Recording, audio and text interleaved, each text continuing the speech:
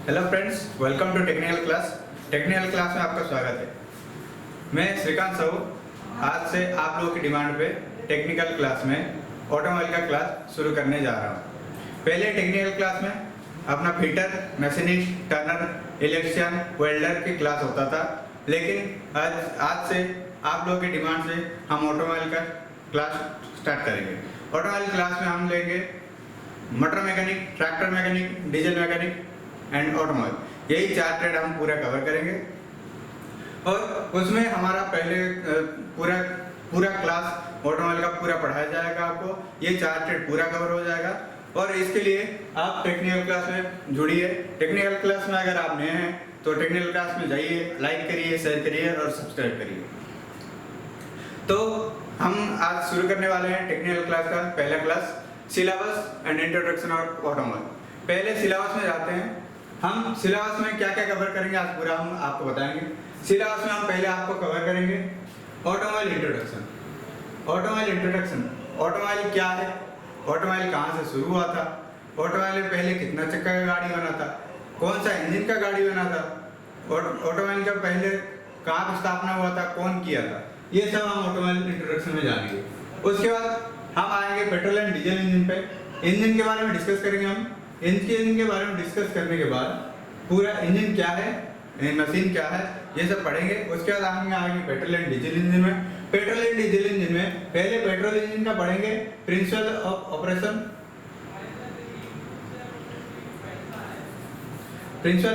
पढ़ेंगे। उसके बाद पढ़ेंगे कंस्ट्रक्शन पढ़ेंगे। उसके बाद आएंगे फ्यूल सिस्टम, उसके बाद इग्निशन सिस्टम। पेट्रोल इंजन में ये 4 हम पार्ट कवर करेंगे। ये 4 पार्ट में कवर करेंगे प्रिंसिपल ऑपरेशन में कैसे इंजन का प्रिंसिपल काम करता है, कौन से लॉ पे काम करता है। और उसके बाद आएंगे कंस्ट्रक्शन, वो कैसे बनावट है, उसका बनावट क्या है, कैसे बना है, कौन सा पार्ट रहता है इंजन के बारे में, ये पूरा हम कंस्ट्रक्शन में देखेंगे। उसके आएंगे फ्यूल सिस्टम कितने टाइप का है, कैसे काम करता है, फ्यूल सिस्टम का मेन मकसद क्या रहता है, ये सब जानेंगे हम फ्यूल सिस्टम में। उसके बाद आएगा इग्निशन सिस्टम में ईंधन और कम्बशन के बारे में पूरा जानेंगे, ईंधन पद्धति के बारे में जानेंगे, ईंधन इंजेक्शन के बारे में जानेंगे इग्निशन सिस्टम में। जैसे हम पेट्रोल इंजन में ये 4 चीज कवर करेंगे, वैसे ही हम डीजल इंजन में भी यही 4 चीज कवर करेंगे। डीजल इंजन का प्रिंसिपल क्या है, डीजल इंजन का कंस्ट्रक्शन क्या है, डीजल इंजन का फ्यूल सिस्टम क्या है, डीजल इंजन का इग्निशन सिस्टम कैसे काम करता है। ये सारे सिस्टम कवर करने के बाद हम आएंगे कूलिंग सिस्टम पे। कूलिंग सिस्टम में क्या है, कूलिंग सिस्टम क्या है ये हम जानेंगे। कूलिंग सिस्टम में एक mechanism for keeping something cool, मतलब ये ऐसा मैकेनिज्म है जो कि कोई भी मैकेनिज्म को कूल करने में सहायता करता है। जैसे कि इंजन में बंट होता है, फ्यूल एयर जो ब्लास्ट होता है तो उसमें हीट बहुत क्रिएट होता है, उसके बाद उसको इंजन डैमेज हो सकता है, इसीलिए कूलिंग सिस्टम हमें जरूरी है।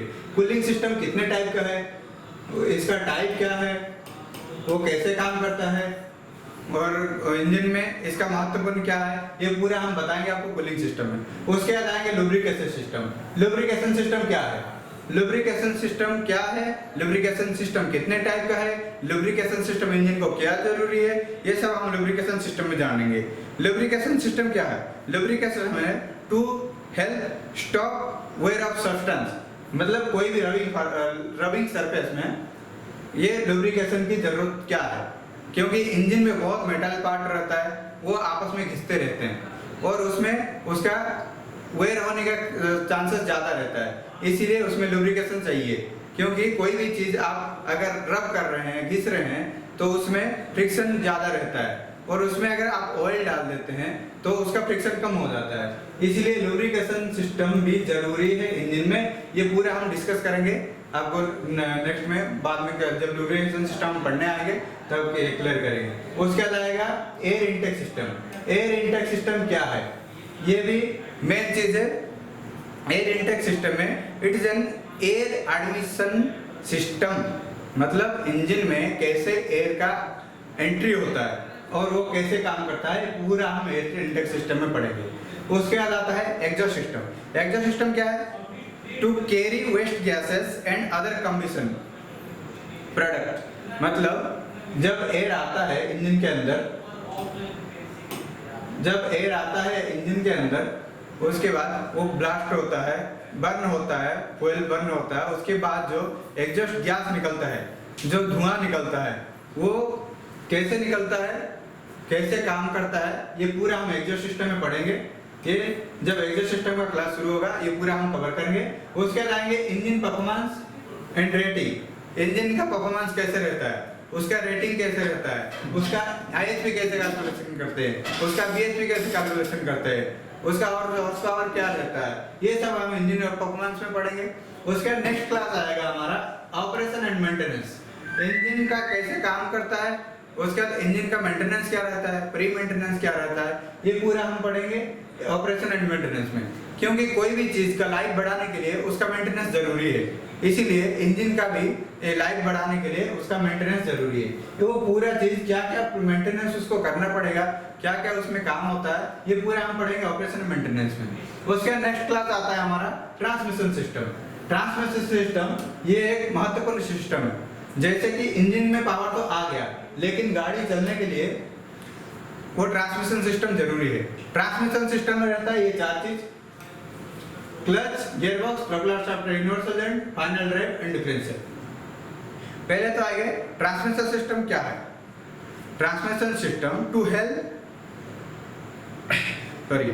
ट्रांसमिशन सिस्टम में गाड़ी को आगे बढ़ाने के लिए जो जो चीज चाहिए वो सब ट्रांसमिशन सिस्टम में आता है। जैसे कि आ गया पहले क्लच। क्लच क्या है? Clutch engage and disengage the power of engine. मतलब जो इंजन से पावर आता है, चक्के तक जाता है, वो पावर को थ्रू क्लच ही जाता है, इसलिए क्लच महत्वपूर्ण भूमिका लेता है उसमें। क्लच कितने टाइप का है, क्लच कैसे काम करता है, ये पूरा नेक्स्ट क्लास में हम डिस्कस करेंगे। उसके बाद आता है गियरबॉक्स। गियरबॉक्स भी ये है कंट्रोल द पावर, मतलब इंजन का जितना भी पावर है उसको कंट्रोल करता है। एज पर रोड का कंडीशन, उसका ग्रेडिएंट रेजिस्टेंस, रोड रेजिस्टेंस को लेके गियरबॉक्स काम करता है। मतलब उसका 1 number gear, 2 number gear, 3 number gear, 4 number gear, 5 number gear, reverse gear, ये सब गियरबॉक्स में क्यों रहता है? क्योंकि उसको एज पर रोड एंड लोड कंडीशन उसको डिपेंड करके गियरबॉक्स, मतलब कंट्रोल द पावर, इंजन का पूरा पावर को कंट्रोल करता है गियरबॉक्स, उसके बाद छोड़ता है। उसके आता है प्रोपेलर शाफ्ट। प्रोपेलर शाफ्ट क्या है? प्रोपेलर शाफ्ट है प्रोपेलर शाफ्ट कोई एक ऐसा शाफ्ट है जो कि गियरबॉक्स का पावर को पीछे के डिफरेंशियल तक पहुंचाने में मदद करता है। उसके बाद यूनिवर्सल जॉइंट। यूनिवर्सल जॉइंट भी एक ऐसा जॉइंट है जो कि एंगल मूवमेंट में काम करता है, और ये पूरा हम बाद में डिस्कस करेंगे। उसके बाद आएगा final drive and differential. Final drive and differential क्या है? फाइनल ड्राइव एंड डिफरेंशियल है, मतलब ये डिफरेंशियल एक वर्ड है, ये इसमें पूरा क्लियर हो जा रहा है। Differentiate the power of wheel, मतलब चक्के के दो चक्के के पावर को अलग अलग करने के लिए डिफरेंशियल काम आता है। और ये फाइनल ड्राइव है जहां पे लास्ट फाइनल पावर पहुंचता है इंजन का, इसलिए ये पूरा हम डिस्कस करेंगे बाद में। उसके बाद आएंगे सस्पेंशन सिस्टम। सस्पेंशन सिस्टम क्या है? सस्पेंशन सिस्टम है एक कुशनिंग सिस्टम, मतलब आजकल पूरा सबको कुशन चाहिए, कंफर्टेबल चाहिए, इसीलिए सस्पेंशन सिस्टम जरूरी है।